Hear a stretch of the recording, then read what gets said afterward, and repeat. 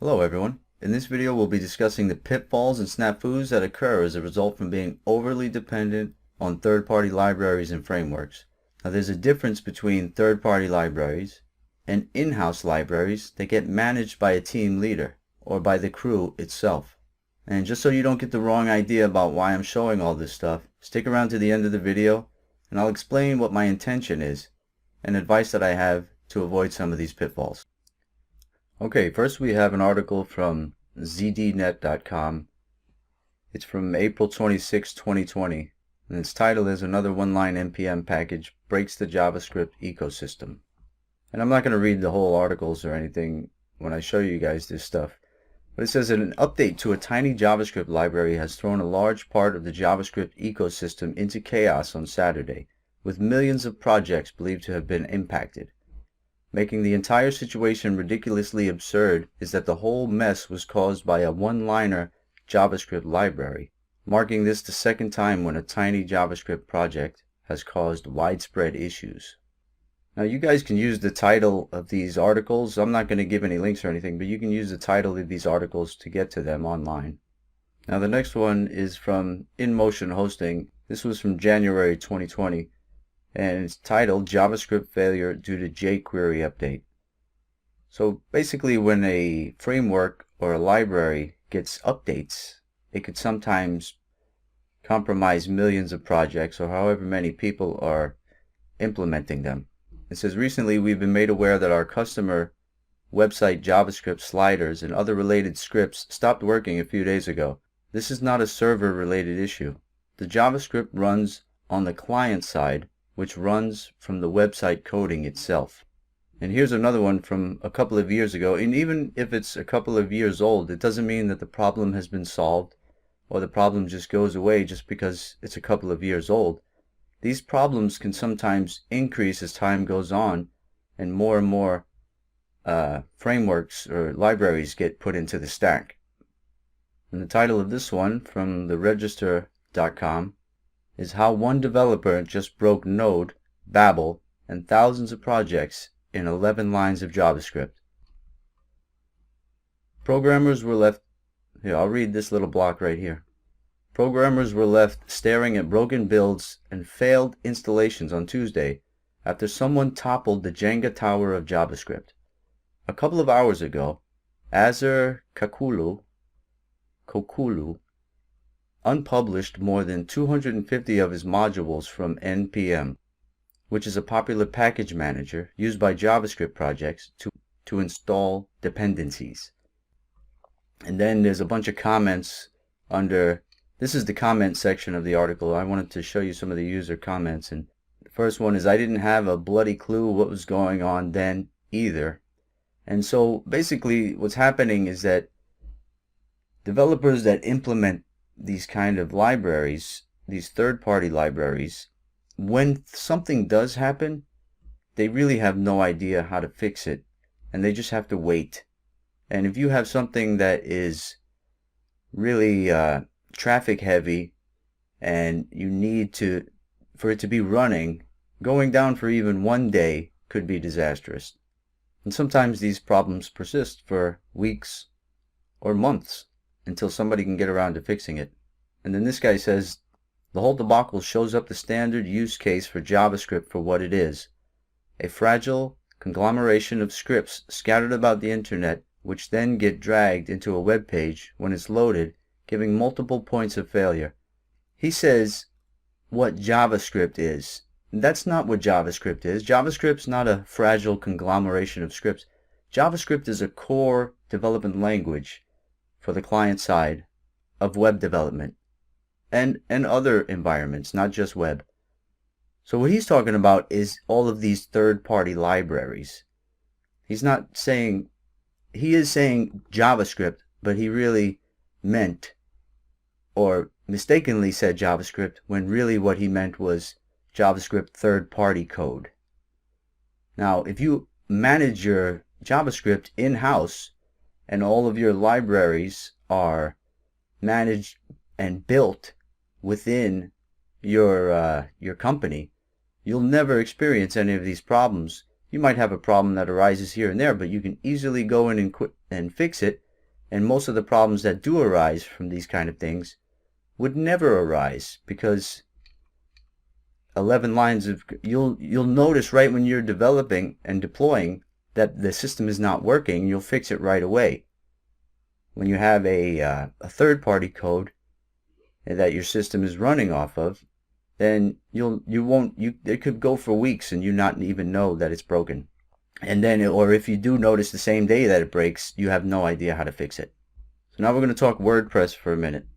This next one is nearly 1 million WordPress sites targeted in large-scale attacks. This was from May 5th, 2020.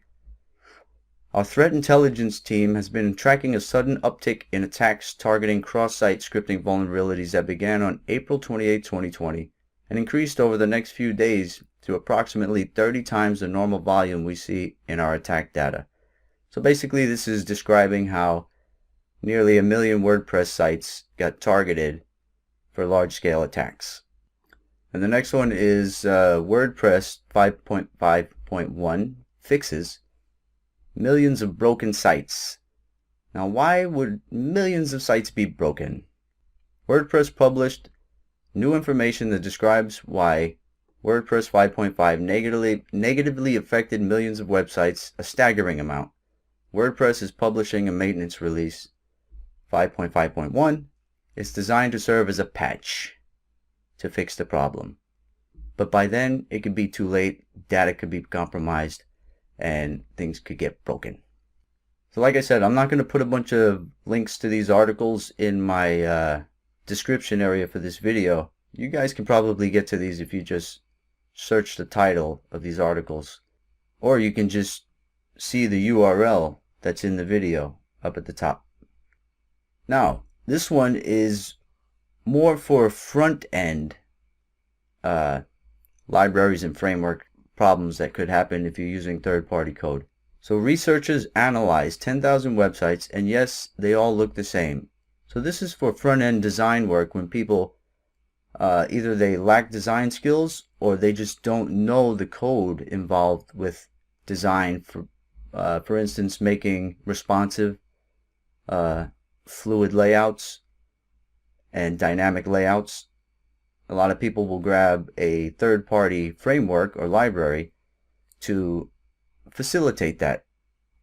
And there are pitfalls involved with the front-end design too, which is everything starts to look the same on the web and nobody's standing out from the crowd anymore. So here it says, we decided to investigate the claim to see if there are any truth to the notion that websites are starting to look the same, and if so, explore why this has been happening. So we ran a series of data mining studies that scrutinized nearly 200,000 images across 10,000 websites. So basically all this article is talking about, and I'm not going to bore you with reading the whole thing, what it's talking about is everybody's applications and websites are starting to look the same, and it's not really good to. I mean, I've debated with some people about whether everything should look the same for user friendliness, but then nobody's ever innovating in the design world anymore, and nobody's standing out from the crowd. So that's my 2 cents on that one.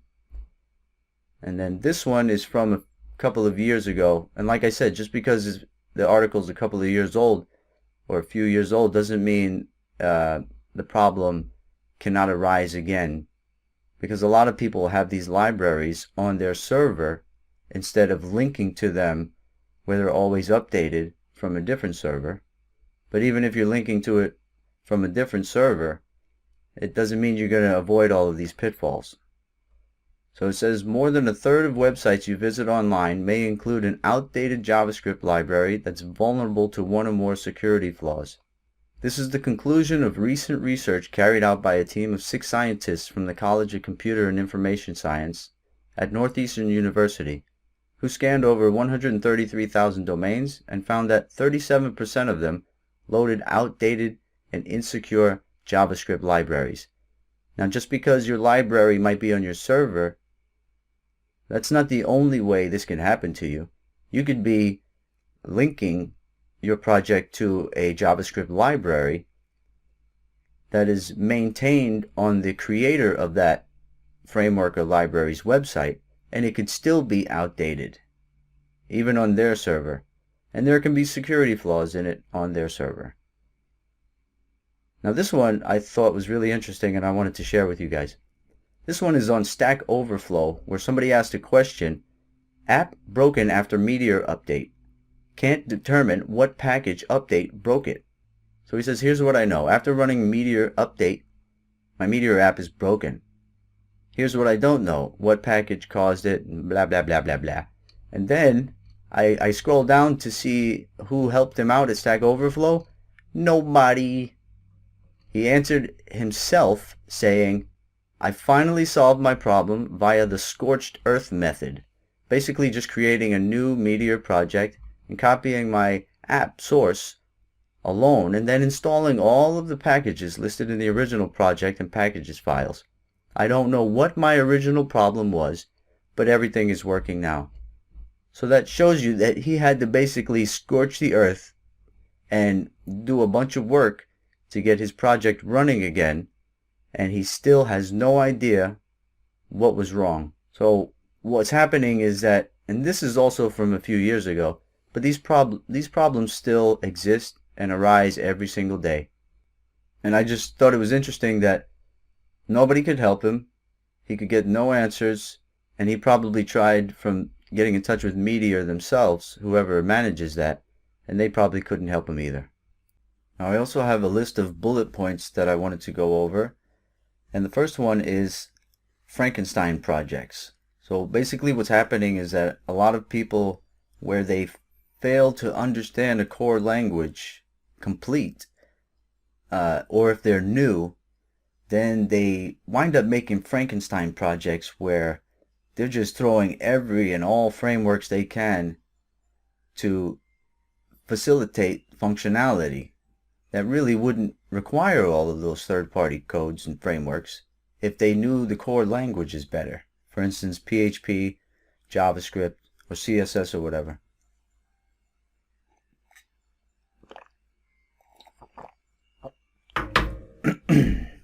Now the next point is the amount of time it takes to learn a few of these third-party frameworks or libraries. You can learn the core language and be better off.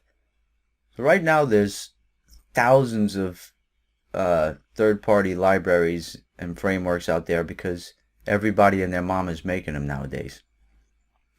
And in the time it takes you to learn one or two of them really well, you can just learn the core language itself and avoid most of them.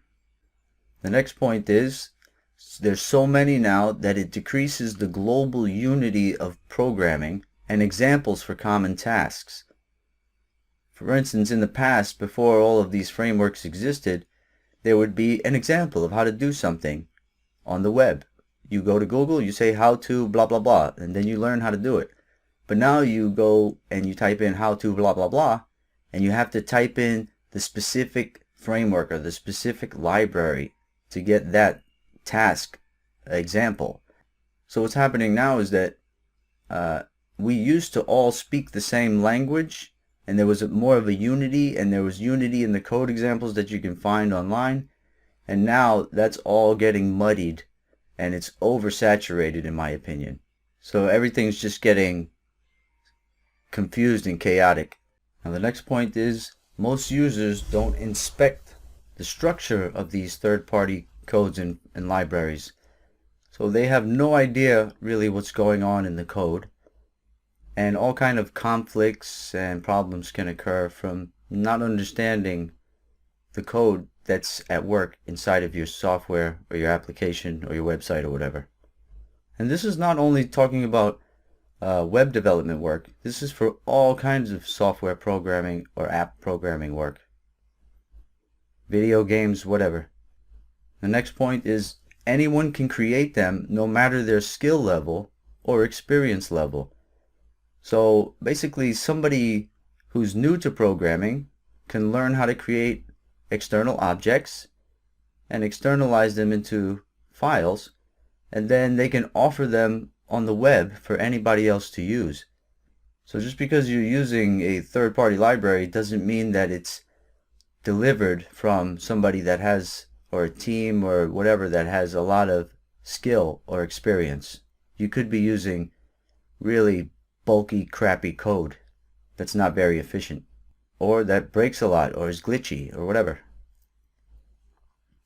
The next point is some frameworks and libraries have costs involved, meaning you'll be paying for those frameworks or libraries.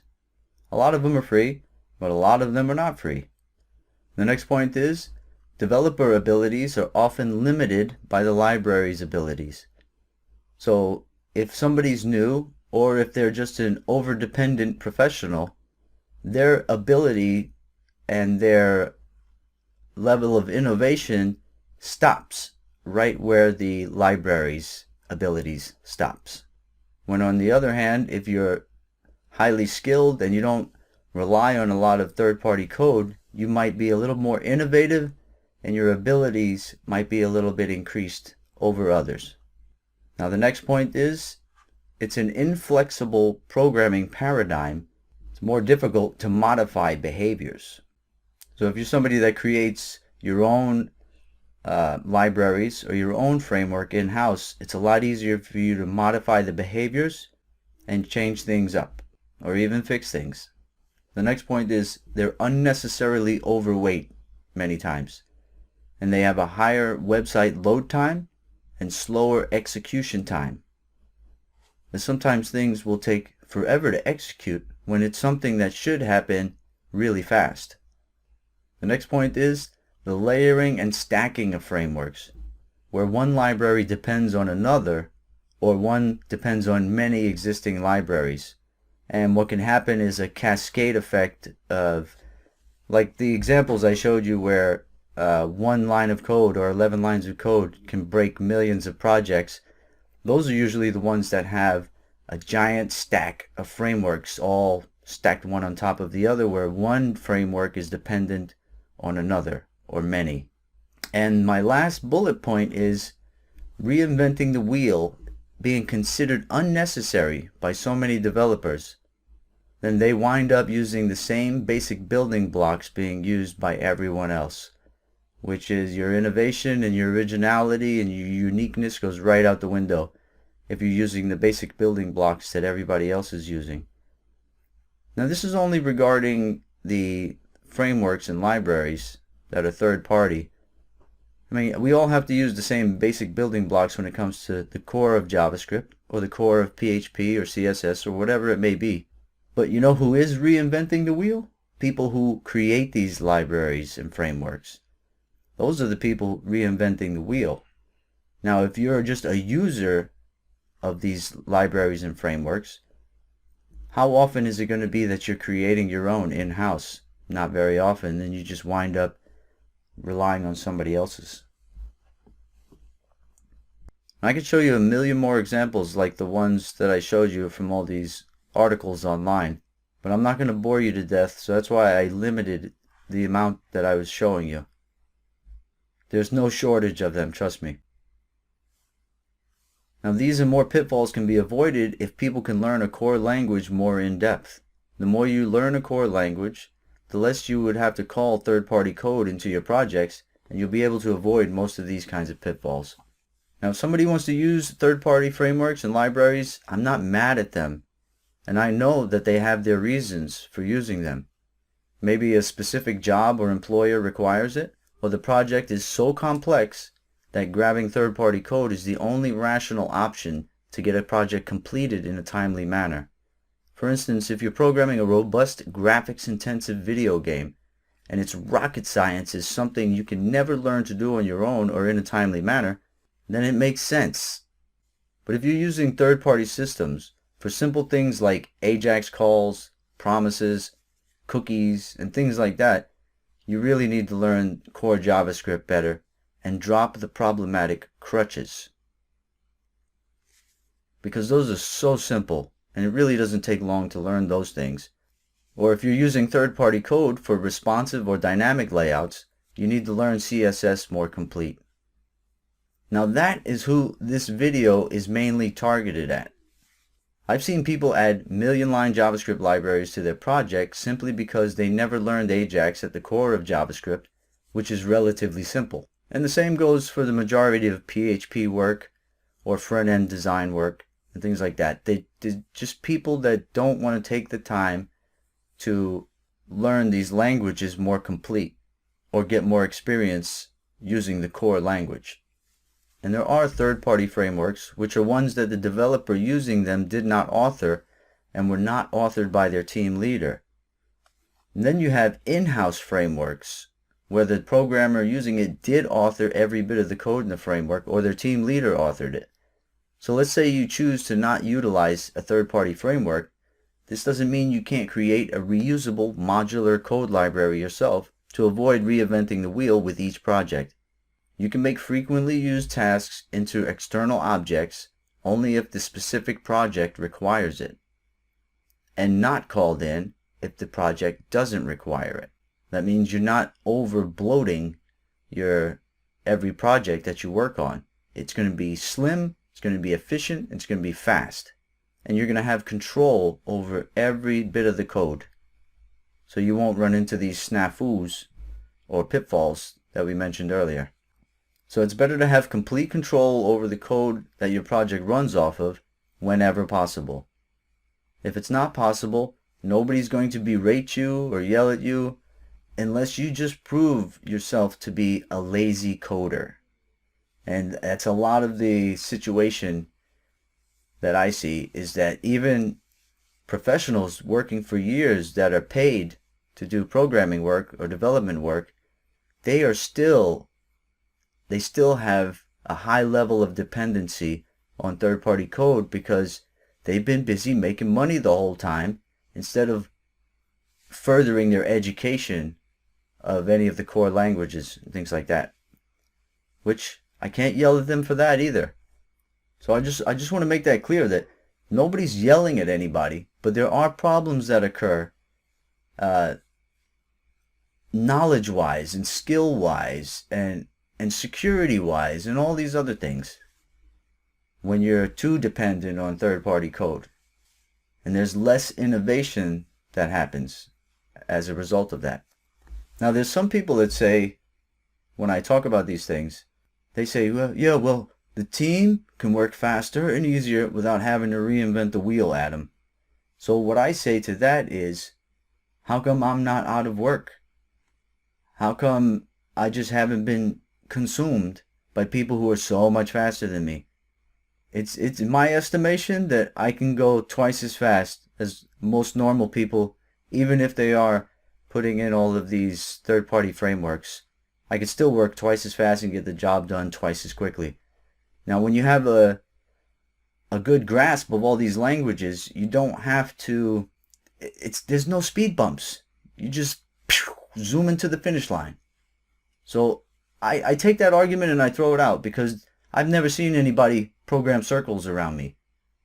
There's certain things that, yeah, it's nice to have the already made code, and I have used that before in the past, but there's only special circumstances where I have. And this one is a good case. And this is going to be the only third-party library that I'm going to recommend in this video. And really, I'm recommending it because it's singular in purpose. And it's called 3.js. THREE.js. And what it is an animation framework for 2D and 3D animation using the new technologies for 3D animation programming, like WebGL and stuff like that. And it's singular in purpose, meaning that it's not just a dual framework. It's singular in purpose. So if you're going to implement something like that, and it is rocket science. There's a lot in it that's very complex, and it would take a long time to really get all of that stuff done in-house on your own. And you can also go to any of these libraries, just look at the code, and take what you want out of it. And as long as you understand what you're taking out of it, you're not dependent upon that framework anymore. So I'm going to recommend 3.js, or for anybody that wants high-level 3D graphics. But even then, you can just learn WebGL and other technologies really well, and you can even avoid that one. So there are some frameworks where I think they are singular in purpose, so it's not really going to bloat your project too unnecessarily. Like things like, I'm not going to name any names of frameworks, but a lot of frameworks are just general purpose, and they're an abstraction layer for JavaScript or an abstraction layer for PHP. Basically, it's just translating the code that's already beautiful and streamlined and fast in the core language. It's just translating that into something, a different syntax, which doesn't make any sense because the syntax is, a lot of the times, it's more intuitive and easier to work with right within the core language. Now, when you're creating a framework or library in-house, all you have to do is externalize your objects and call them in when needed. And you can make modules to where you're not calling in a giant bunch of code. You would just be calling in the things that a specific project that you're working on at the moment needs. It's a much more efficient way to program an application, a website, or whatever. So that's why I really don't, for myself personally, I don't like the giant dual general purpose frameworks. If I find a framework that's singular in purpose, I think it's way more efficient to work that way. And that's about it. So you guys can let me know what you think. What are your thoughts? Leave it in the comments below, and I'll take a look and read them. And then if there's any anything that arrives, or if you guys make any good points, maybe I'll make another video about this in the future. But I just want you guys to know I'm not pooping on anybody, and you can work any way that you want. I was just giving some advice and showing some real-world examples of how things can go terribly wrong when you're over-dependent. Okay, bye-bye.